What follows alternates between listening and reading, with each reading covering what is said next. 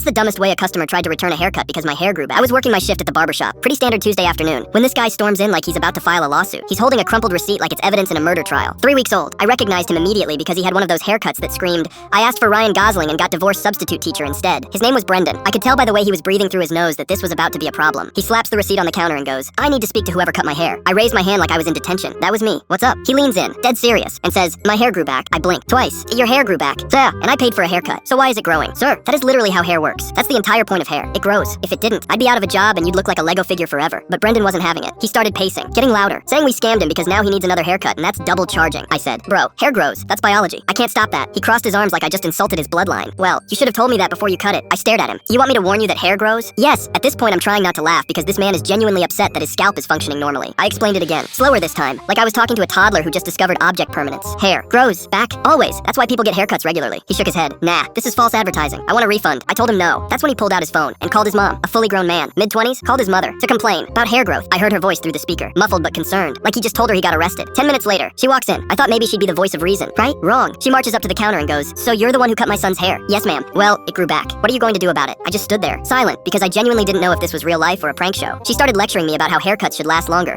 and how this was unprofessional and how she's going to leave a bad review. My manager heard the noise and came out from the back. He took one look at Brendan, then at his mom, then at me, and sighed like he'd seen this before. Brendan launched into his whole explanation again, louder this time, waving his receipt around like it was a warrant. My manager just stared, complete silence. Then he said, "Sir, that's how hair works. We're not magicians." Brendan tried arguing, but my manager wasn't done. He pulled out his phone, opened Yelp, and started scrolling. Then he turned the screen toward Brendan. "You left the same review at 4 other barbershops in town. Same complaint, every time." Brendan's face went red. His mom looked confused. My manager continued, "You've been doing this for months, trying to get free haircuts by pretending you don't understand basic human biology." The other customers waiting started laughing. One guy goes, "Bro, do you also return food because you got hungry again?" Brendan snapped, "That's different. It's not." My manager banned him on the spot. "You're not welcome here anymore. Leave." His mom tried one more time, saying something about customer service and respect. But when another customer yelled, "Lady, hair grows," she gave up. They left. Brendan didn't say a word, just walked out like his soul had been escorted off the premises. I'm pretty sure he's cutting his own hair now.